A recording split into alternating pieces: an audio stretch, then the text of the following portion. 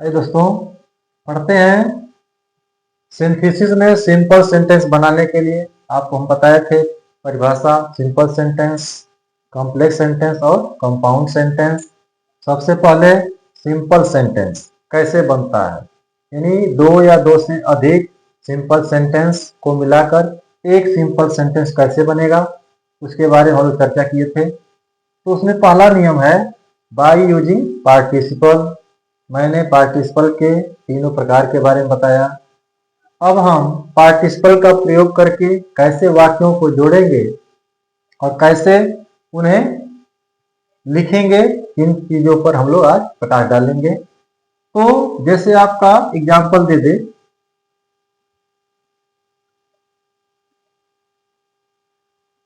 Gopal was thirsty, और दूसरा वाक्य है ही ड्रैंक वाटर। ये दो वाक्य हैं, गोपाल वाज थर्स्टी, दूसरा ही ड्रैंक वाटर। और यहाँ कह दे कि आप बनाइए सिंपल सेंटेंस, एक इन दोनों को जोड़ करके एक सिंपल सेंटेंस बनाइए। तो अब जब आप सिंपल सेंटेंस बनाएंगे, सबसे पहले आपको हिंदी बनाना पड़ेगा। इन दोनों वाक्यों को जोड़ करके हिंदी वाक्य बनाइए, जिसमें केवल टेंस के हिसाब से एक ही क्रिया आए। That will be finite verb. तो आपका वाक्य क्या होगा उस दशा में? जब हिंदी निकालेंगे दोनों को जोड़ करके, तो वाक्य बनेगा आपका प्यासा होने पर गोपाल पानी पिया। यह आपकी हिंदी बन गई और इसी को आप ट्रांसलेट कर लीजिए, आपका सिंपल सेंटेंस बन जाएगा। तो कह रहा प्यासा होने पर, देखिए पर आया। तो अब जब यह आपका पहला वाक्य present tense, simple present tense या सिंपल पास्ट में हो, तो आप लगाएंगे being.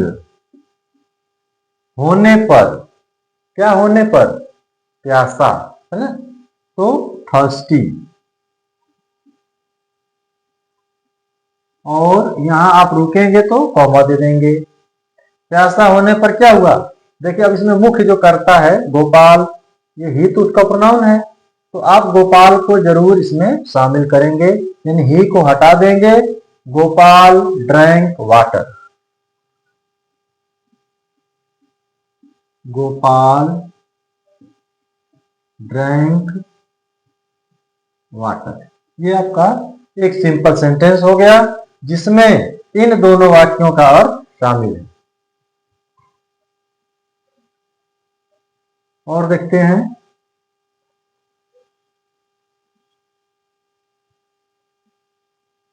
Ravi is hungry, he is eating bread. देखिए पहला वाक्य है रवि इज हंग्री, रवि भूखा है। दूसरा है ही इज ईटिंग ब्रेड, वह रोटी खा रहा है। तो इस तरह से आपने दो सिंपल सेंटेंस देखा। अब कह रहा है कि इन दोनों को जोड़ करके एक सिंपल सेंटेंस बना दीजिए, लेकिन इन दोनों का अर्थ उसमें शामिल होना चाहिए, एक ही वाक्य। तो अब उस दशा में आपका वाक्य क्या बनेगा? पहले हिंदी में आप बनाइए, इसके बाद ट्रांसलेट करिए। तो वह वाक्य क्या होगा? आसान है, क्या जाएगा? भूखा होने पर रवि रोटी खा रहा है ना? तो अब देखिए रवि इज हंग्री, यह भी सिंपल प्रेजेंट टेंस है, इसलिए आप लगाएंगे बीइंग। बीइंग यानी होने पर या होकर, क्या होने पर? भूखा, हंग्री, और कॉमा हो जाएगा। फिर अब मुख्य कर्ता रवि, क्या कर रहा है? Ravi is eating bread. Ravi is eating bread, यह हो जाएगा। कभी कभी क्या होता है कि मुख्य क्रिया में ही आपको इंग फॉर्म यानी गिरंड फॉर्म जोड़ना पड़ता है। जैसे they saw a lion, they ran away. देखिए, दे सा ए लायन, वे लोग एक शेर देखे, दे रन अवे, वे लोग भाग गए। तो अब यह दो वाक्य हैं, दोनों सिंपल है। अब आपको करना क्या है?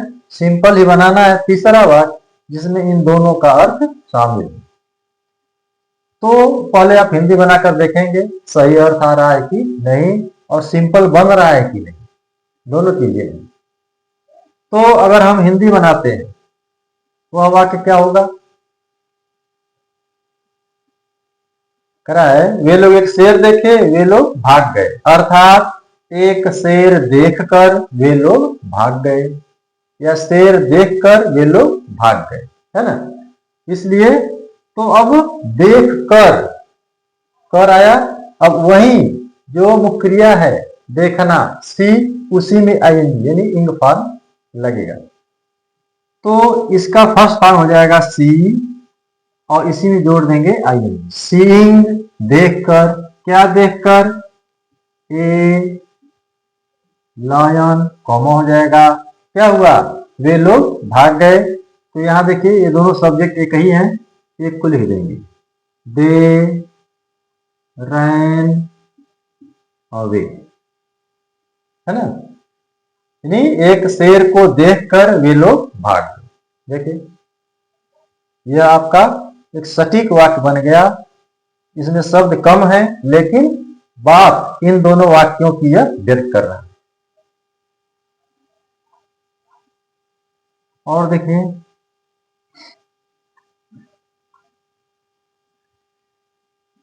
The thief jumped over the wall, he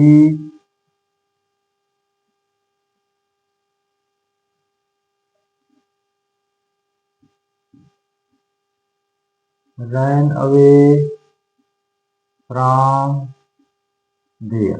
देखिए कह रहा था thief jumped over the wall, चोर दीवार के ऊपर से कूद गया। ही रैन अवे फ्रॉम देयर, वह वहां से भाग गया। तो ये दो वाक्य हैं। अब आपको डायरेक्शन दिया जाए कि आप इन दोनों को मिला करके एक सिंपल सेंटेंस बनाइए। क्या बना सकते हैं? हिंदी वाक्य क्या होगा वो ट्राई करिए, क्या हो जाएगा? दीवार के ऊपर से कूदकर चोर वहां से भाग गया, ये होगा जी। तो दीवार के ऊपर से कूद कर, देखिए कूद कर कर आया, अब वहीं यह मुख्य क्रिया बनेगी और इसी का गिरंड लगेगा। तो यह हो जाएगा jumping, jumping over the wall, ठीक है। यानी दीवार के ऊपर से कूदकर क्या हुआ? The thief ran away from there, the thief ran away from there, हो गया। देखिए अब यह क्या इन दोनों वाक्यों के अर्थ को व्यक्त कर रहा है? दीवार के ऊपर से कूदकर चोर वहां से भाग गया, सही है ना, पूरा कर रहा है। तो इस तरह से आप वाक्यों को कंबाइन करेंगे और आप सही अर्थ व्यक्त करेंगे। इसके बाद और भी एग्जाम्पल है, उसको देखते हैं। अगर दे दे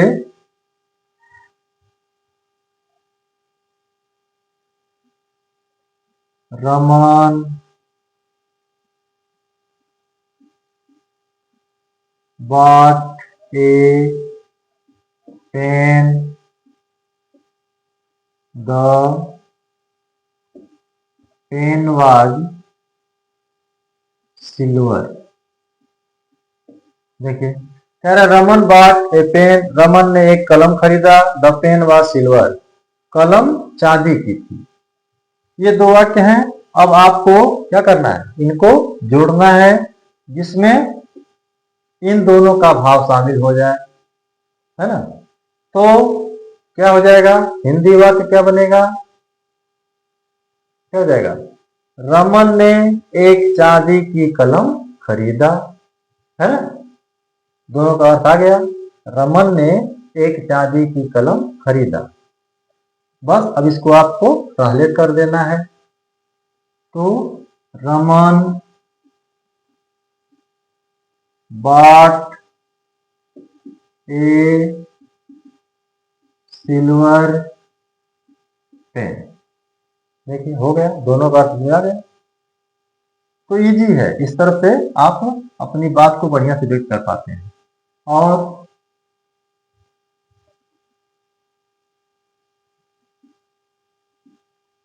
दीपक wrote a letter, he slept। कह रहा दीपक wrote a letter, दीपक ने एक पत्र लिखा, he slept, वह सो गया। तो अब इन दोनों को आपको कंबाइन करके एक नया वाक्य बनाना है। क्या हो जाएगा वाक्य,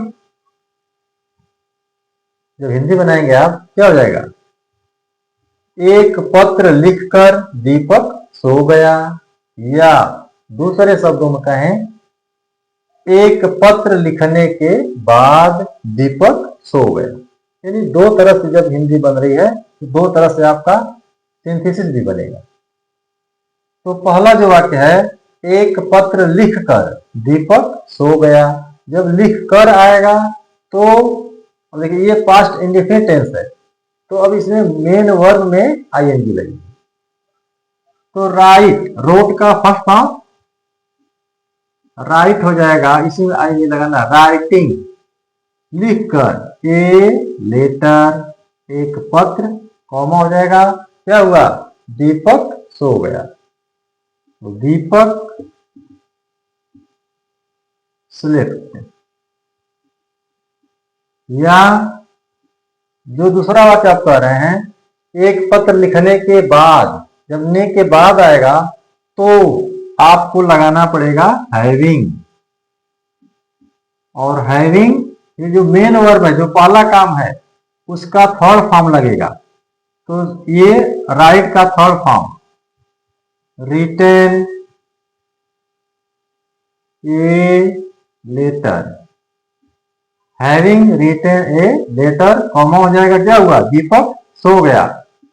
तो Deepak slept, having written a letter Deepak slept, एक पत्र लिखने के बाद दीपक सो गया।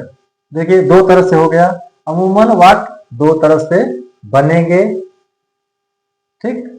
तो ये आपके एग्जाम्पल्स हैं जो दो या दो से अधिक सिंपल सेंटेंस को कंबाइन करके एक सिंपल सेंटेंस बनाना है। इस तरह से आप आसानी से बना लेंगे, आप अच्छे नंबर्स पाएंगे। Thank you.